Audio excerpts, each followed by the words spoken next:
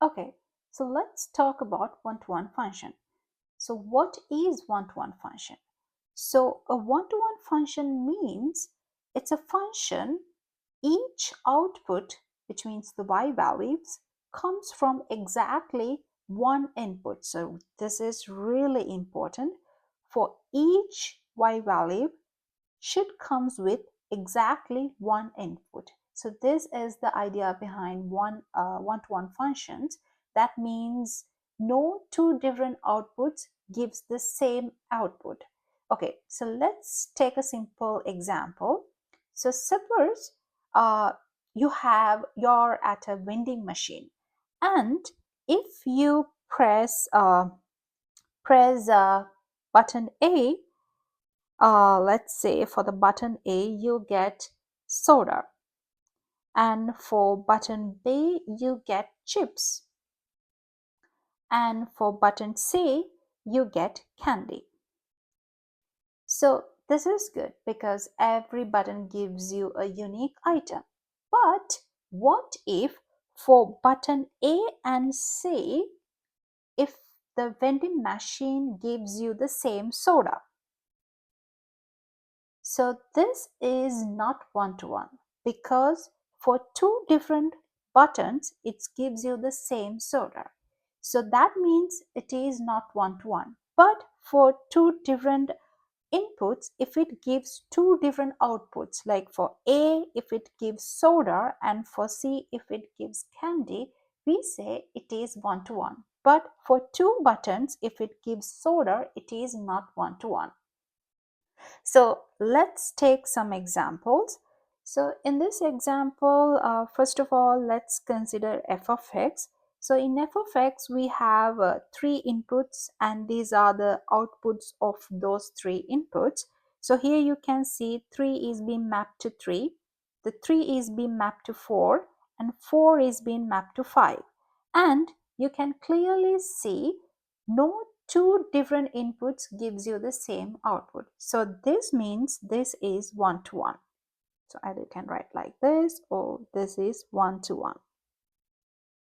And on the other hand, g of x, this is another function. For this function, we have four different inputs, and these are the corresponding outputs. For 4, we have the output 7, and for 8, we have output 6, and for 13 we have, I guess it's 8, and for 18 we have the output 7.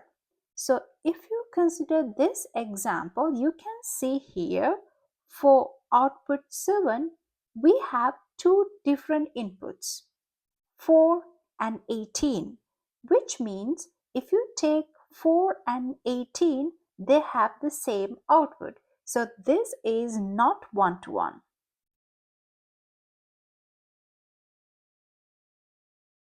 So this is a line, a straight line.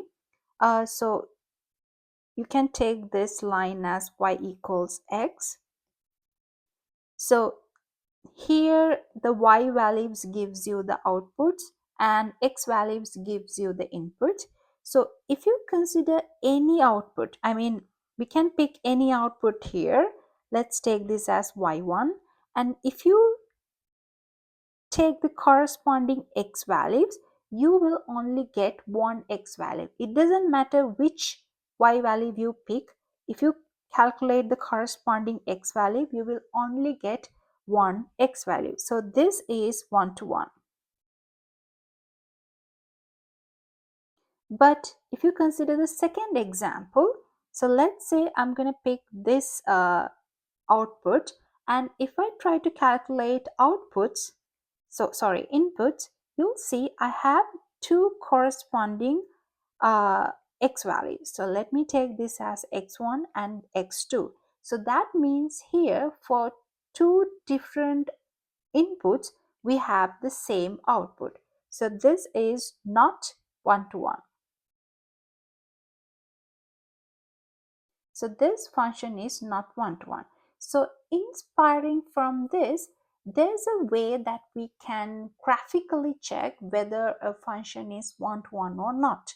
So this method we called as horizontal line test. So in horizontal line test, what happens is we take the graph of a function and we draw horizontal lines across the graphs. So if any line touches the graph more than once, we say the function is not one to one. But if every horizontal line touches only once, then the function is one to one.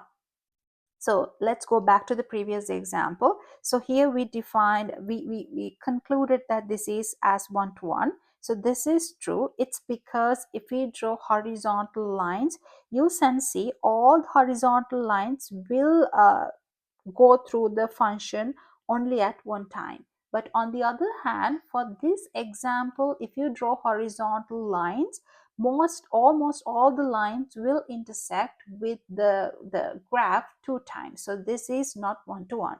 So let's try some examples. So here so you have this function and you have to check whether this is one to one or not. So the easiest way you can do is you can sketch this function first and you can check whether the horizontal line test. So here I have sketched the function. So this is the graph of x to the power 3 plus 2, and then to check whether this is this is a one to one, you can try to draw horizontal lines. So you can clearly see all these lines will intersect with the graph only one time, which means this is one to one. So this function over here is one to one. The other example I have here, x squared negative 3. So this is a parabola and here I have the sketch. So if you draw horizontal lines, you can see that the lines will intersect with the graph two times. So this is not one to one.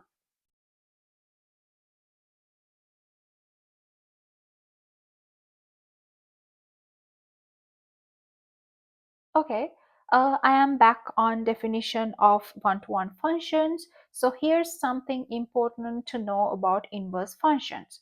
So a function f has inverse function if and only if f is one-to-one.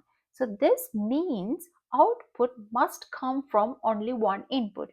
So that means no different x values can give you the same y value.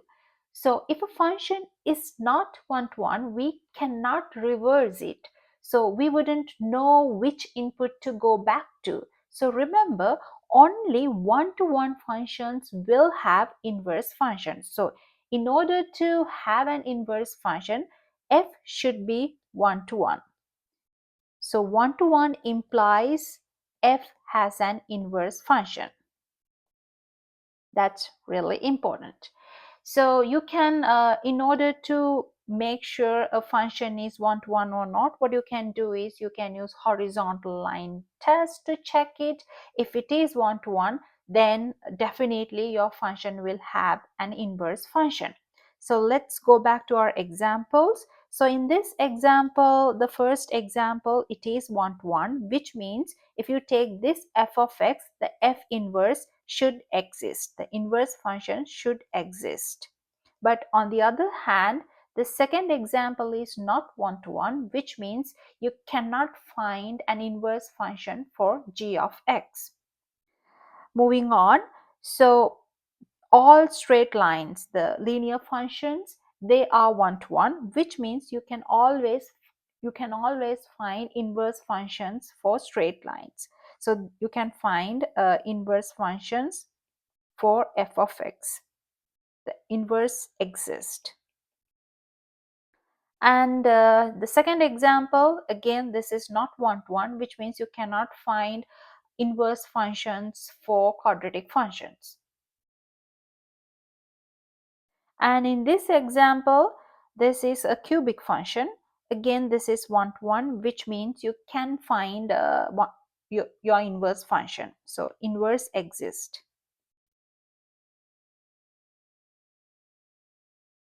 The next example, this is a parabola. This does not pass horizontal line test, which means it is not one to one. So you cannot find an inverse for this function. Inverse does not exist. Oh, if you are asked to find inverse function, what you can do is you can always use horizontal line test to check whether your function has an inverse or not. It's because the horizontal lines tells you whether your function is one to one or not. If it is one to one, it has an inverse function.